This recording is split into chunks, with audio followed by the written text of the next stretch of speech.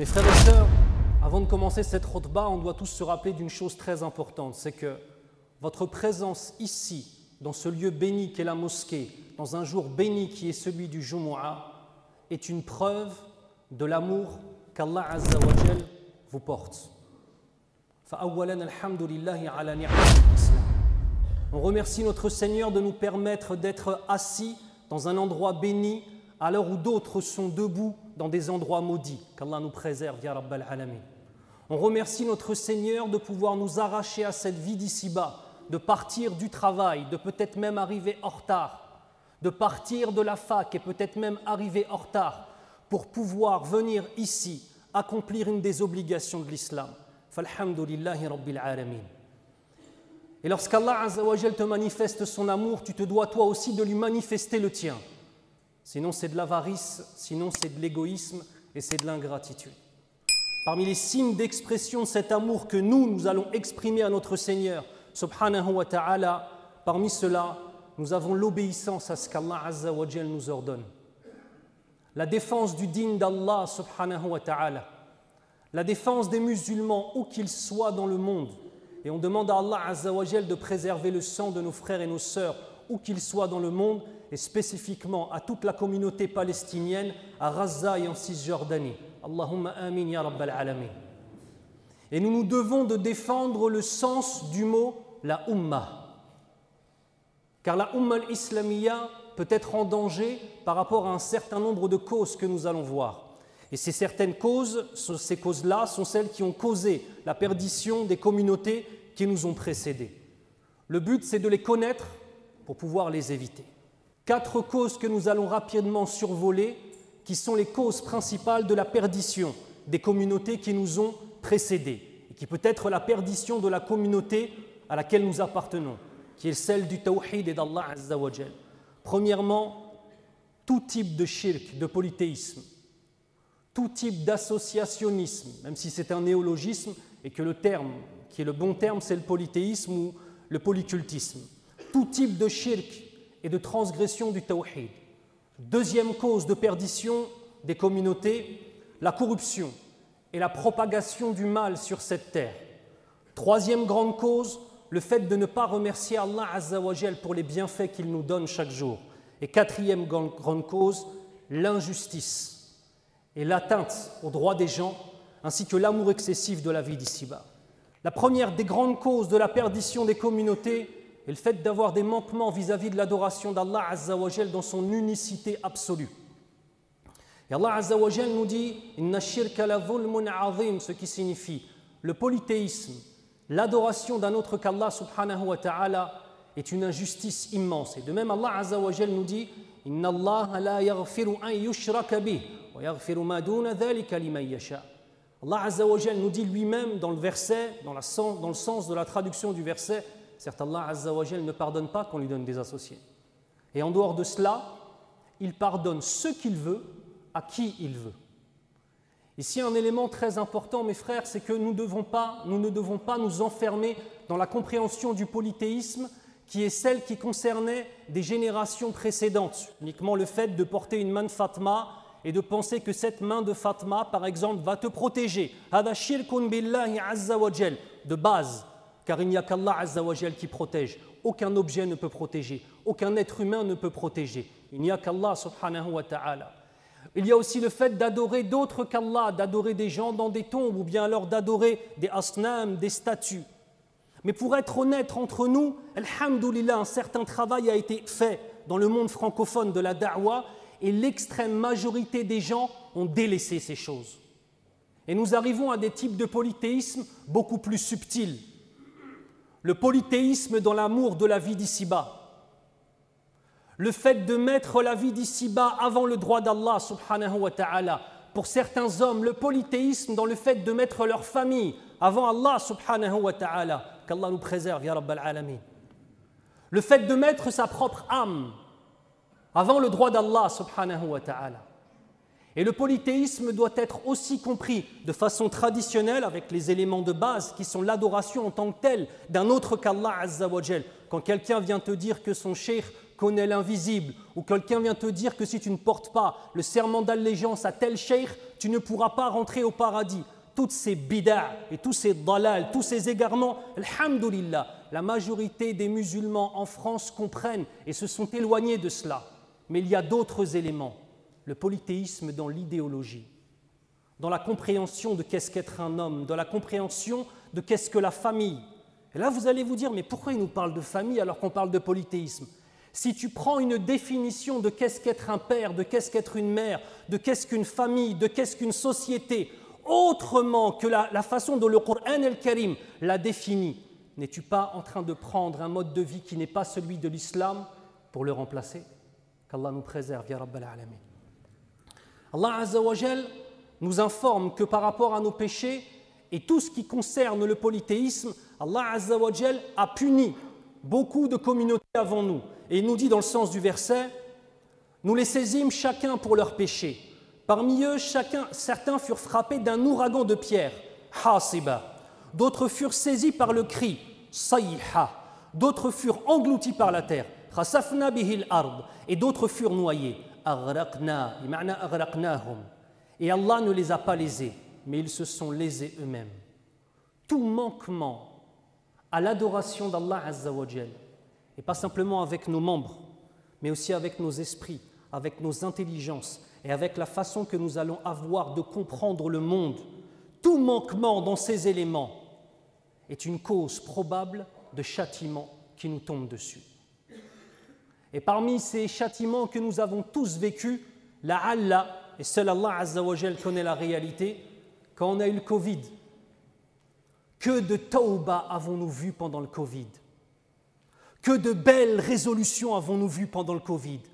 Les gens juraient par Allah que lorsqu'Allah Azza wa Jal enlèvera cette maladie, plus jamais ils ne désobéiront à leur Seigneur. Tout ceci, illa man rahimahullah, n'ont été que des paroles qui sont sorties de la bouche d'hommes et de femmes qui se donnaient une image d'eux-mêmes qui n'était pas la bonne, qu'Allah nous préserve.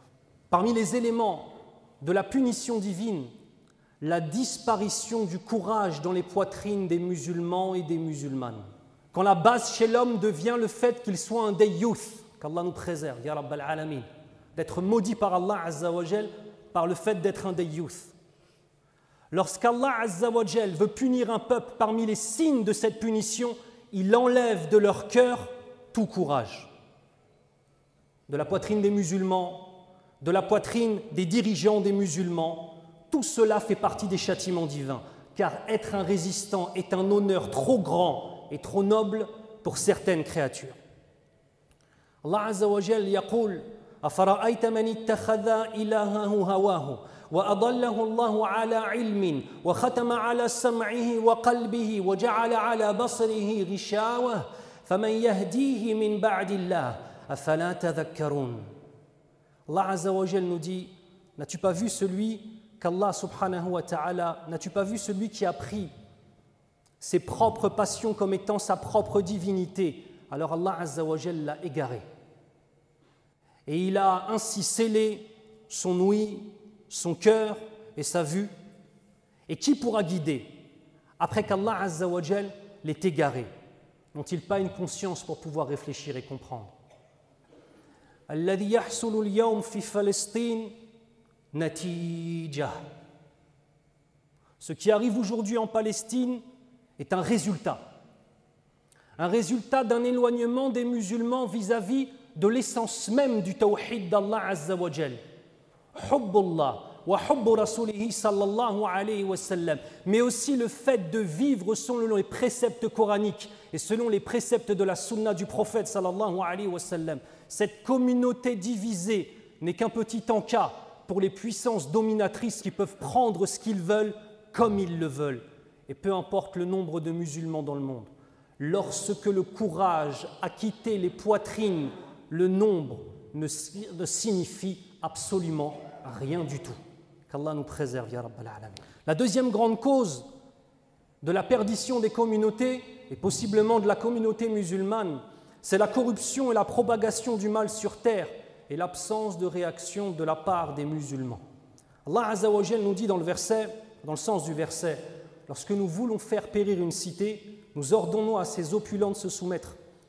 Mais ils y commettent des perversités. Alors le décret s'accomplit contre elles et nous la détruisons entièrement. Ce qu'Allah Azza wa Jal nous dit ici, c'est que à partir du moment où le mal et la désobéissance ont vu une propagation exponentielle dans toutes les catégories et dans le cœur de la majorité des musulmans, ceci n'est qu'une introduction à un châtiment à venir.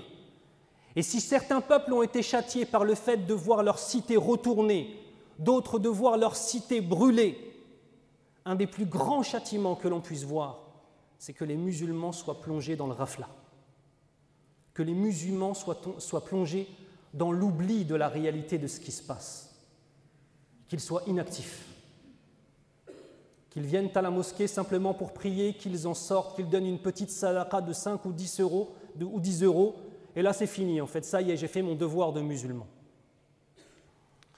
L'islam est un mode de vie complet qui implique une vision du monde.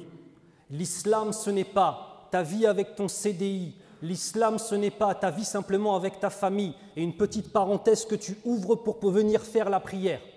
L'islam en tant que tel est un mode de vie qui vient gérer toutes les dimensions de ton existence. Et si on délaisse cela, on perd notre izza.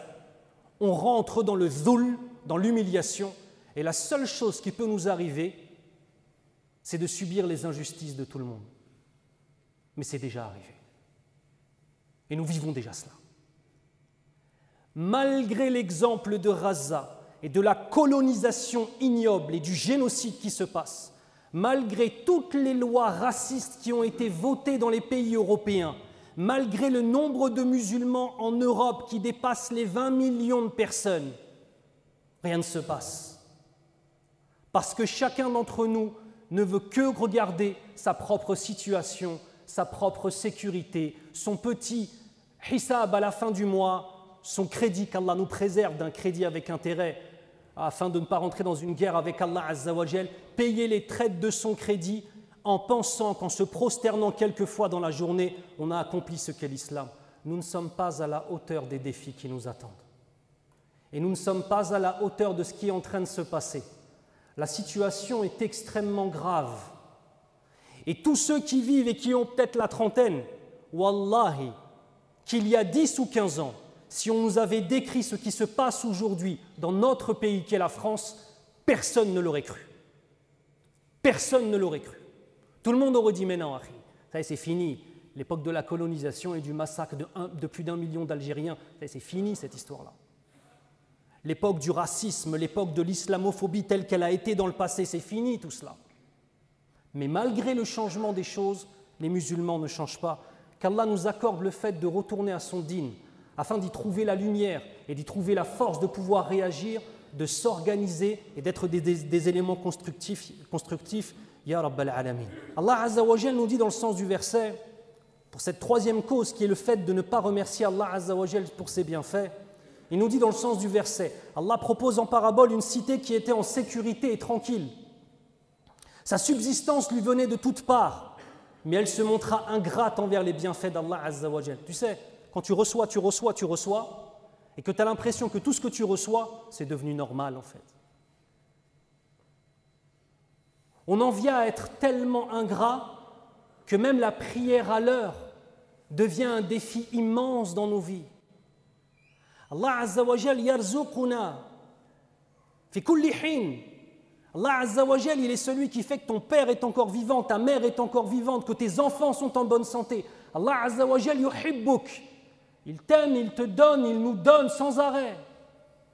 Et Allah Azza wa Jal nous donne, et en échange de ce qu'il nous donne, on lui donne des miettes. Du temps qu'Allah a créé et des bienfaits qu'Allah Azza wa Jal nous a donnés.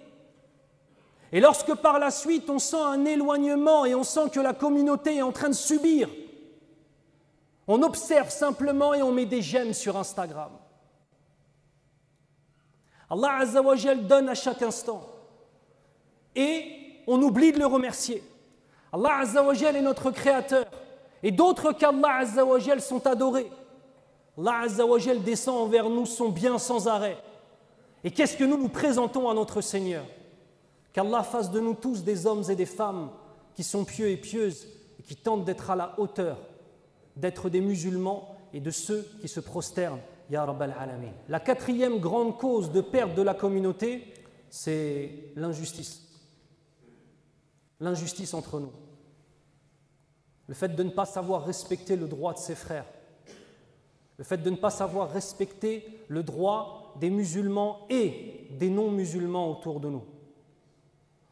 Le prophète sallallahu alayhi wa sallam nous dit dans le sens du hadith, craignez l'injustice, car l'injustice sera des ténèbres au jour de la résurrection.